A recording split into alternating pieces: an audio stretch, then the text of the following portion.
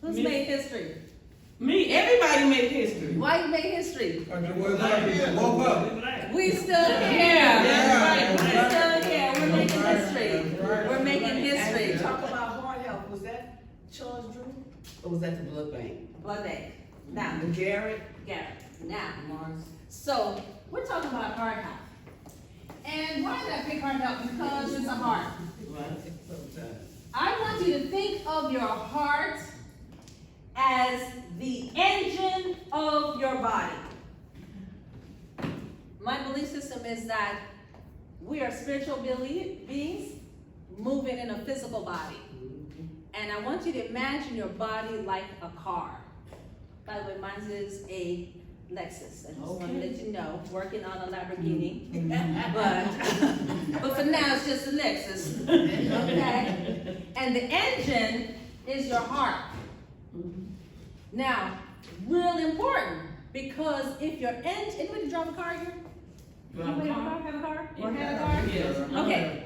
Anybody ever messed up their engine? How much that cost you? $3,000. It can cost you up to like $4,000 to fix the engine. Okay? Open heart surgery is not cheap. That can run over $50,000, $60,000. Not to mention the rehab that you have to go to after you've had heart surgery. This is your engine. Okay? And in your engine, there are 4 rooms. Your heart has 4 rooms. That's how you got to think about it. You have a right atrium, left atrium, right ventricle, and a left ventricle. Why does this matter? Blood goes into the heart, and it goes through the doors of that room.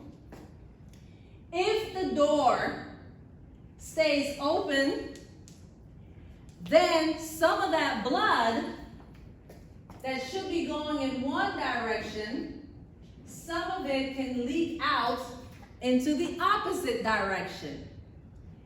And when you listen to the heart, you'll hear a sound of that extra leak coming back out the door, and they often will say you have a murmur.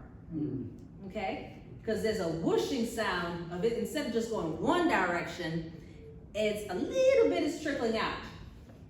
Now, depending if the door is nice and closed, that's how it's supposed to be.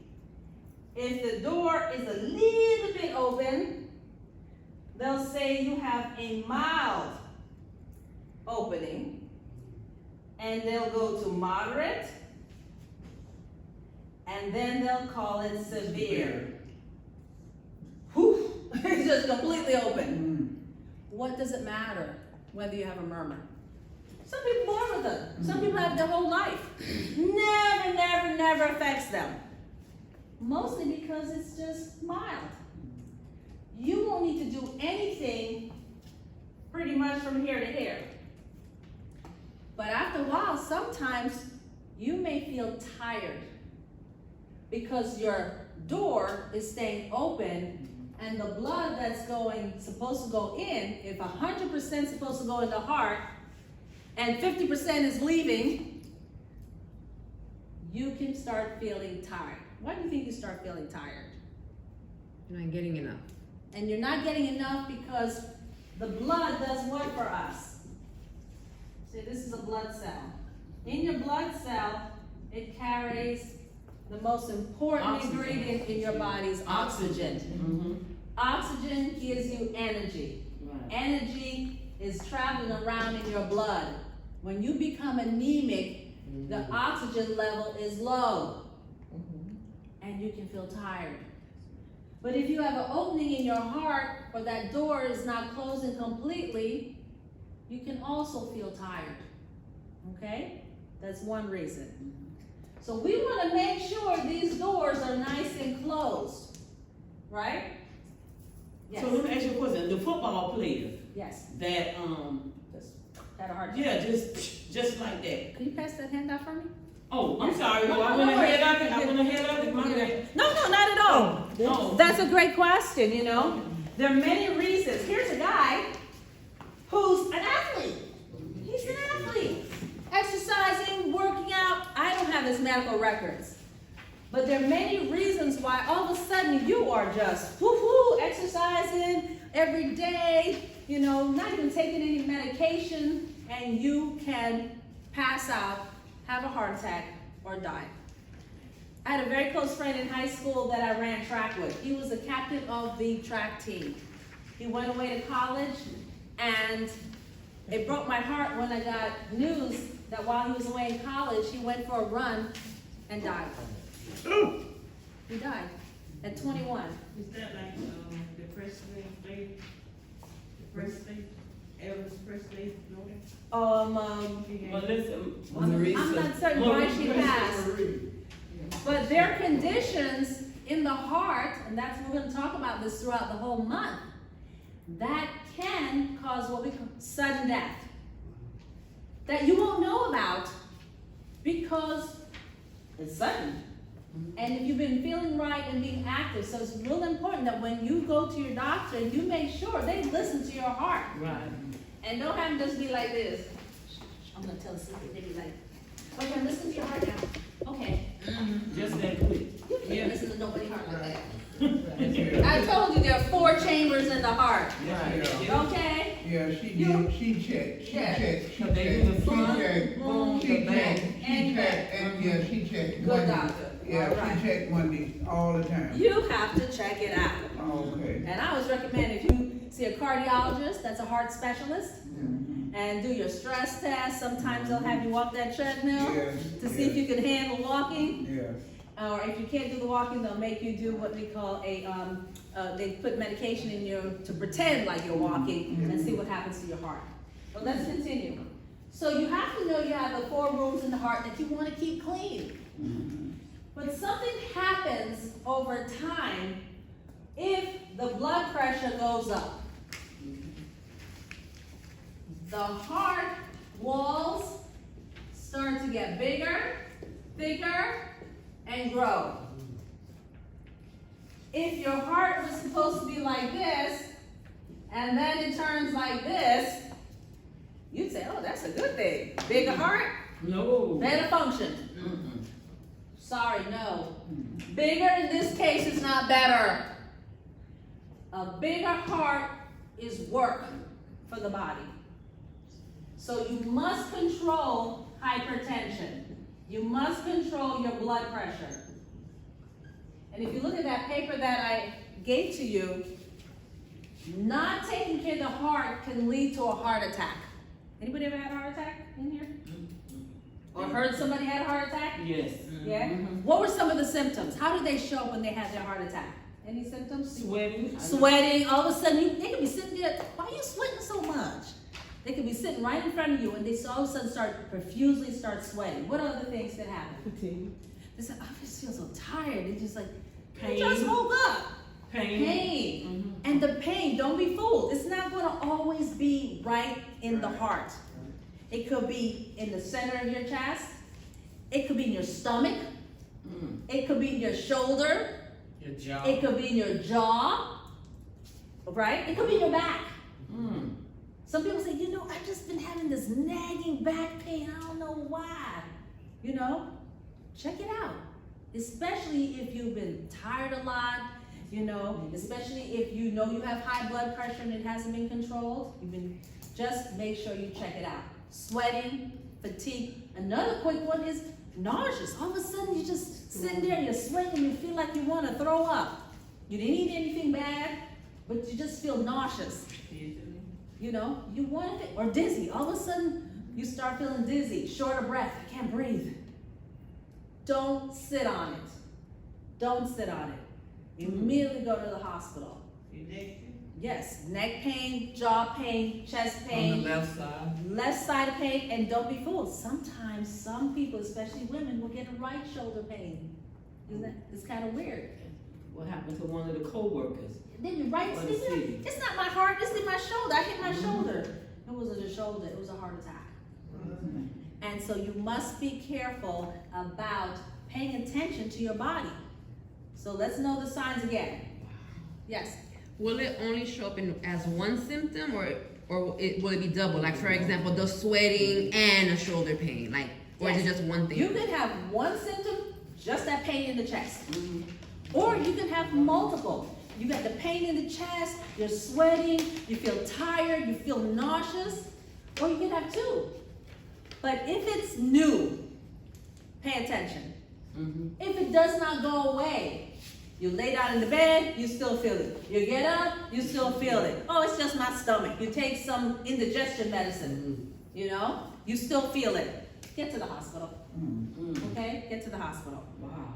You want to be that quick because Mhm. pain in the heart is a sign. It is the body saying, hello, pay attention. You don't want the sign to become a disease, a heart attack. A heart attack is when part of that heart dies. It dies. First it'll say, hello, hello, hello, and then it'll say goodbye. Okay? That part of the heart starts to die. And it's dying because it's not getting enough blood flow. There's an obstruction there. Yes. Let me ask you a question. So do you think, I know, I'm sorry, I just want, this is a It's good good. topic. Do you think that football player had a sign, or you think it was just something sudden, just? I think, especially in athletes, unfortunately, they get used to certain things. They get used to pain. They Okay. get used to, certain feelings. Short of breath, I'm working out, I'm exercising, I'm on the field. And oftentimes you get so used to certain things, you don't pay enough attention to it, you know? And for us who aren't athletes, we're afraid. The number one reason why most people end up passing or having heart attacks and not getting treated is they're afraid. Fear. They're afraid of what it's gonna mean. You know you've been feeling that chest pain for God knows how long, Mhm. you know? But you just don't wanna go to the hospital. Go to the hospital. Will he be able to play a game? I don't know. I don't know his status. I'm not privy to his records. I do hope and pray that, first of all, that he will be able to restore himself to the function of being able to take care of himself first. Put on your clothes, dress, walk, mile, run later on, but he's gonna have to go through a serious rehabilitation. Does that interfere with your brain when you have that's what I'm trying to This is the get engine. to. Right, Yes. okay. This is the engine, and you have to look at it. Your heart is the engine. It is pumping blood from after it goes in, it will leave and go to the body. And places that it goes, one of the places is the brain. And what happens when you don't have blood flow to the brain? Lights out, stroke. There are two big blood vessels, and we're gonna talk about it later, that comes from the heart, that goes in your neck, called carotids, that go to the brain. When they start getting obstructed, blocked, you can get lightheaded and dizzy, and if they stay blocked long enough, traffic jam, highway closed, and you have a stroke. A stroke is death of a part of the brain. Same thing as heart attack, death to a part of the heart. And we want to pay attention to those signs. So those are the important things that I wanted to talk to you about the heart. So how can we talk? What do we put on there? What can we do to make sure, at least try to avoid getting a heart attack? What can we do? Add cardiovascular activity, walking, bike rides, Walking off. exercise. Aerobics, right? Get some aerobic activity going. Avoid high sodium food. Foods. Processed food. Wait a minute, let's stop right there. Off the paper. Yeah, What's- that's what she said. What's a salty food? People always say, oh, Potato chips is real salty. potato chips. What else has a lot of salt? Collard greens. Which one? Anything. Collard greens. No. Yes, ma'am. Some, depending how you want them. Another person cook them. Most of them Who put have. ham hocks in their collard greens? I don't. I don't. Or, forget the ham hocks. Okay, I don't. I put smoked turkey. That's what yes. All right, let's talk about that smoking. Why is it smoked? What happens when you smoke the turkey? Tell the truth. It tastes good. I know it tastes good. It becomes salty. It's It salty. does, yeah. So you took the wonderful green collard greens. First, you kill it by boiling it to death, All right. nutrients, yeah. and then you throw in the smoked turkey or pork. Mm-hmm. So now you got a salt batch, Yeah. and then you eat it. The collard green is good for your digestion, but now it's soaking in salt, and the salt can affect your heart and your blood pressure. So how can we eat it differently? I'm not saying don't get it, but don't throw like 50 million pieces of turkey, the smoked turkey or pork in it so that it's so salty that you can taste it. So how good is Mrs. Dash for you? Seasoning. I prefer this Dash is better than pure salt, but season. Use your scallion, use your onions, use your black peppers and your hot peppers, but stay away from tinkle. I don't use salt, period. I don't use salt, I don't. period. I really don't. Because even when you don't eat salt and you go to like that's me, I don't eat a lot of salt. Right. And when I go somewhere and eat, You and taste it. and I take my daughter say, that food not salty. Taste. Yes, it is. What you can do with canned foods, because I know a lot of people use canned foods, especially canned vegetables, Yeah. rinse twice. Yeah. Right. Somebody Rinse else it. said that. Right. Somebody else Once, said pour that. it off, rinse again, pour it off, then boil it and warm it up or put it in the microwave, however you want to cook it. Okay. But that rinsing twice makes all the difference in the world. Makes all the Somebody else difference. said that. Seafood boil, and even in your frozen foods, after you thaw it out, rinse it. Rinse it. Because some food is as a preservative. They use it to preserve it and they store it in sodium. And sodium, of course, helps to raise your blood pressure. Somebody said that. Right. So what else do we have on the paper? So we're gonna exercise, Control your Move. blood pressure. control your blood pressure. I don't suffer with that now. Which is awesome, because you're not eating salt. That's I don't good. suffer with that. Now, a lot of people have high blood pressure and don't wanna take their medicine, right? And I understand that. I'm just gonna leave you with one word. If it doesn't work, don't do it. But if it works, do it. Now, you know your pressure's high. What's high? If it is over 140 and the bottom number is over 90, it's high. Systolic and diastolic. Right, if it's high. And not just one time, not just, well, I came to the doctor and it's high. No, I'm talking you at home, watching TV, your favorite show, and it's high. Everywhere you go, it's high. You may need to do something different in your life. Look at what you're eating first. Are you exercising, right? So if you've covered eating, if you've covered I don't eat salty foods, I exercise, but it's Yeah. still high, you may have to take the medication. I get exercise, cause Yeah. I go out there and rake up my yard. You see them leaves out there? Yeah. I go out there and rake up leaves, Every day? not every day, but I don't just lay down in the bed and sleep all day. And I that's do why- get around. And that's why I try to explain, when we I- go to I- like I- energy, Yep. we go to energy, we go to line dance, that's why I tell them, just to at least just try. 30 minutes a day. Yes, And you yes. can break it into 15 in the Yes, morning and yes, 15 in the yes, evening. Exactly. But you're not exercising, you're only, I like to say relaxing, if your heart rate doesn't move. So you can take your heart rate, put it at your neck right here, and count for a minute. Or you can find your pulse on your wrist, hold it for a minute.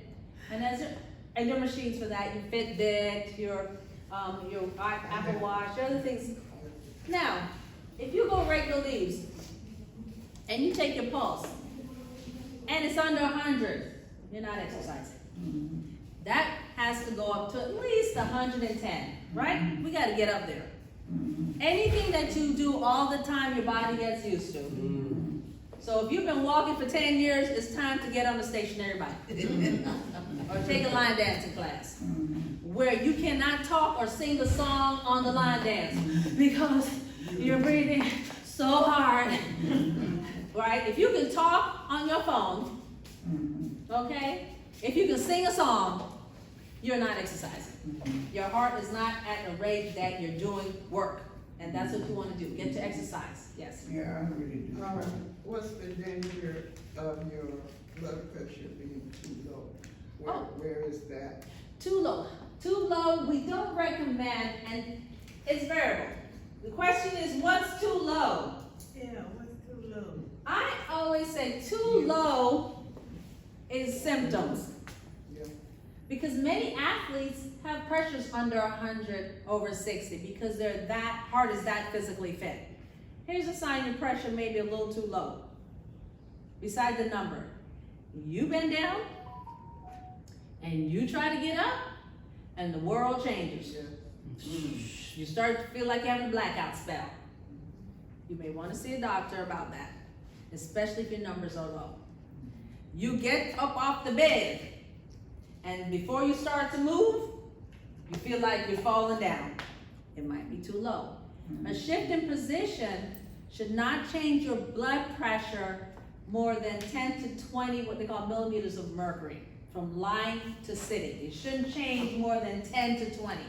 So you shouldn't go from 140 to 100 from sitting to laying down. That's too much. So too low for me. Are we having symptoms now? I turn my head real fast and then the room spins. I bend down, I'm dizzy, right? You're an athlete and you're running under 160 and you can run, jump, bend, climb stairs and you don't feel anything, that's okay for you. Okay, so it depends.